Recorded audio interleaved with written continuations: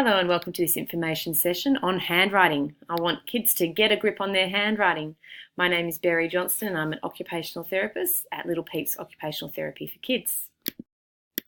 This information session today will cover what the building blocks of successful handwriting are and also what we need to consider when we're looking at the actual task and functional role of handwriting, and that includes the grips, pencil pressure, letter formations, neatness and some compensatory techniques.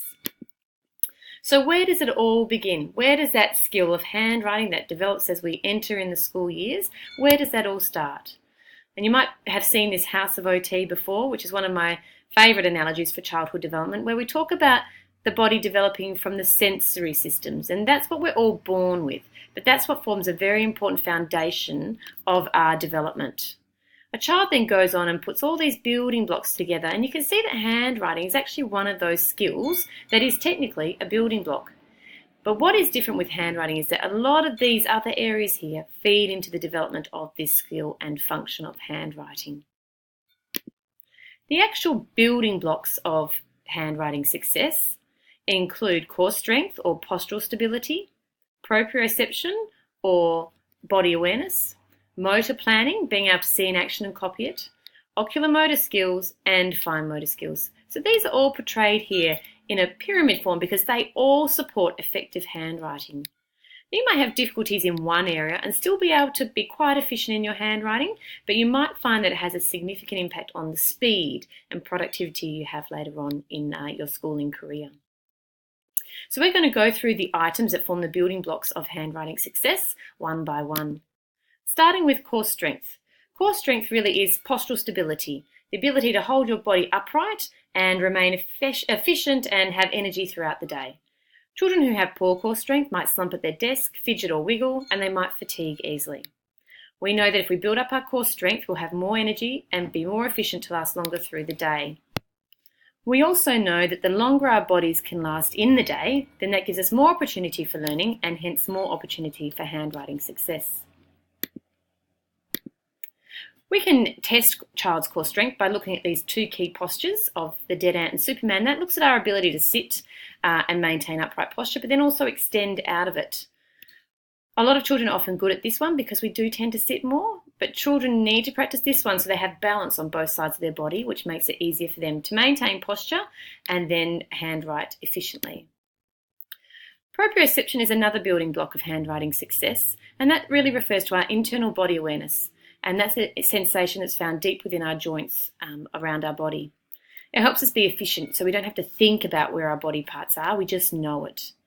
When they don't have a great sense of proprioception, the child might be distracted by what they're trying to learn, but in relation to actual pencil skills, they might find that they press too hard on their pencil, they might be breaking leads on their pencil, they might not exert enough pressure on their pencil.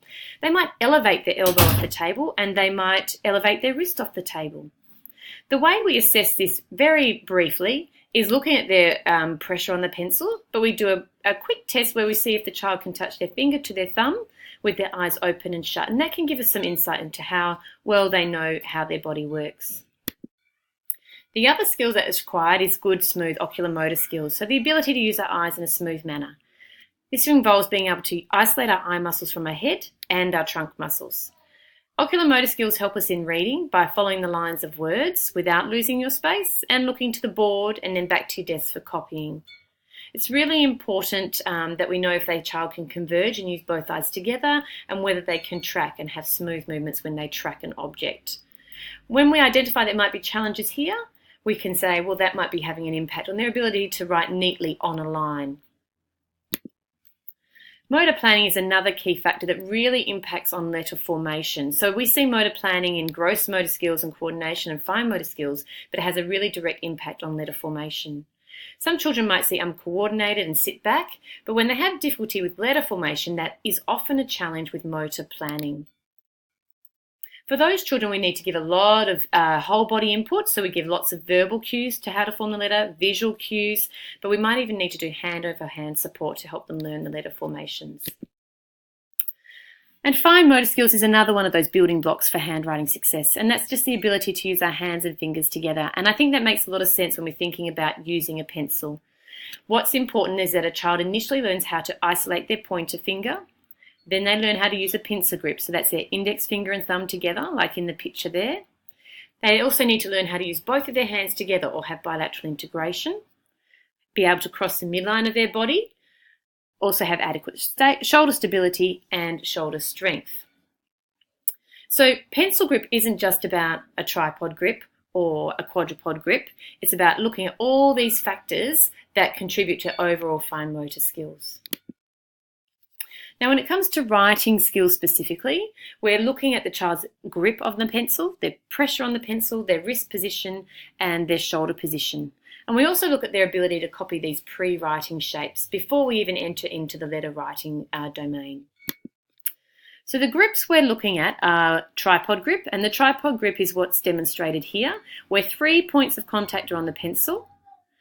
Quadrupod grip refers to 4 points of contact on the pencil, and a whole hand grip can refer to either a power grip, where the pencil rests in the palm, or a dagger or digital pronate grip, where the pencil still rests in the palm of the hand, but the thumb is closer to the page rather than the little finger. We're also looking at the wrist position. Is it extended backwards, which is appropriate? Is it flexed or is it hooked? And we're looking at whether the fingers do the work, so is it dynamic or is it static and the wrist is doing the work? A really efficient pencil grip is a tripod or quadrupod dynamic grip with an extended wrist. The wrist should be remaining on the table surface, as should the elbow. So here we have some varieties of functional grips and some non-functional grips. So this is the digital pronate, a power, a dagger grip. This is not functional. They've got 4 fingers on the pencil and it's held at mid-shaft. This one has a thumb wrap. Now that doesn't mean it's not functional, but it might mean that they're just doing that for extra stability. You can see here they're held at the very tip of the pencil, which can limit efficiency. And this one, the fingers are in extension, so they're not flexing enough, which gives them limited control over the pencil, and their thumb is flat, which also limits dynamic movement. And this is an ideal grip we're seeing here as well. So some pointers to help children learn how to hold their pencil correctly. You can pick up your pencil, use your pointer and your thumb, let it dangle, it's step number 1. Use your other hand to rotate the pencil around until it reaches its pillow where it gently lays down. Or you could do the nip, flip and grip. So really about getting less fingers on the pencil is what makes it more efficient. A lot of people often ask, do I need a pencil grip? Well, not really. Pencil grips are a developmental thing. So a lot of children, by the time they get to kindy and are 4 years of age, they will have developed a static tripod or quadrupod grip. But what you should be looking at is there too many fingers of the pencil. When there's too many fingers in the pencil, you could try something like just a pom-pom or marble tucked in their palm, held by their little and index finger, or this device here, which is called a handy writer. And that pulls the wrist back into extension, the pencil into the web space, and it has a charm the child has to hold on to. And that gets the other fingers out the way and focuses on the wrist position. Aside from this, if you're contemplating a pencil grip, I'd suggest discussing this with an occupational therapist rather than trying a one-size-fits-all approach. So the other thing we're looking at is pencil pressure. So we know that pencil pressure can be excessive, adequate, or insufficient. So some children write very lightly and some write very heavily. And that can be strongly correlated to proprioception, knowing their sense of body awareness. So they may push harder because they need more feedback, or they may push too lightly because they're not getting enough feedback. So the key for this is giving lots of proprioceptive feedback prior to writing activities. That could be as simple as praying hands, where you push both hands together, standing up and trying to push the table into the ground. What this also relates to is shoulder stability. And shoulder stability relates to core stability. So you might find these children that push too hard on their pencils may have some limitations with core strength. So focusing on getting the pelvis strong and stable and then doing some shoulder stability exercises is really helpful for this. A good example of an activity to do is vertical writing. So drawing on the whiteboard or chalkboard where it's a vertical surface is really good at improving shoulder stability. So as I mentioned, things to help with letter pressure, praying hands before writing, pushing them hard, picking up cornflakes with tweezers, because if you push too hard, the cornflake crumbles. If you push too lightly, the cornflake drops out. Putting bubble wrap or felt under the paper, because if they push too hard it will fall through. Vibrating or wiggle pens. I know Kmart had some available at one stage for about $5. Even having an arch lever folder turn on its side so it creates an angled surface that can push the wrist back into a good position. And having vertical writing here. It doesn't have to be writing, even any vertical activity for drawing as well. So letter formation, what is it we're focusing on? Well, we really need to focus on the key, having successful pre-writing patterns being formed before we move on to letters. And a great program for this is Peggy Lego, which breaks the pencil movements breaks letters down into 7 pencil movements. Each pattern has a story that goes with it, a gross motor activity, a sensory or a tactile activity, and then a fine motor activity before the writing activity. These patterns include tall man, starts at the top, pulls down and stops. Small man starts in the middle, pulls down and stops. Sideways to the magic land. Jack and Jill go up the hill and down the hill. Over the gate, under the gate, and starts with a click. If you'd like more information on this, Little Peeps has a session on Peggy Lego program, which can provide you with more detail. Once we've developed letter formation and that's all accurate, we look at writing neatness. And writing neatness is something that I investigate more when a child's entering to year 1 and 2 level. What we're looking at with writing neatness, can they place it on the line? Have they got adequate spacing between letters and words? And is their letter sizing appropriate? So one good technique is having the cat writing approach. So you class letters according to the cat's body, head and body, or body and tail. Or you could use the tree, sky and ground approach.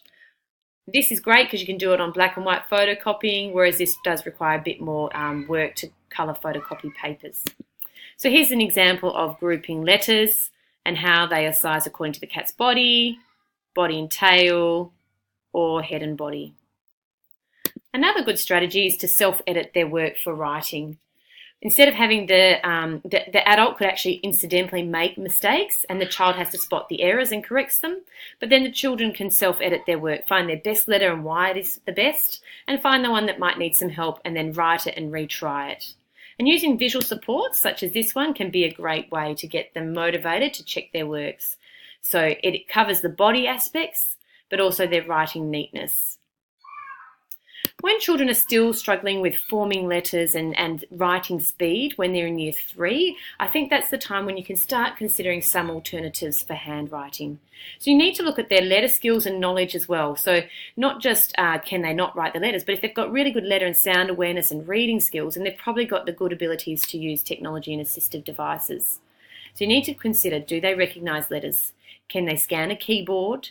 And is writing a burden, but their knowledge is really good? And I think those questions indicate that technology might be a suitable alternative for them. iPads have some great apps available for letter formation, so I'd consider having a search and seeing ones that might suit children early on, so you can still introduce the concept of apps and technology and typing early on in your child's writing career. Thank you for listening to this session on handwriting. Please feel free to check out Little Peep's other videos, and thank you for listening.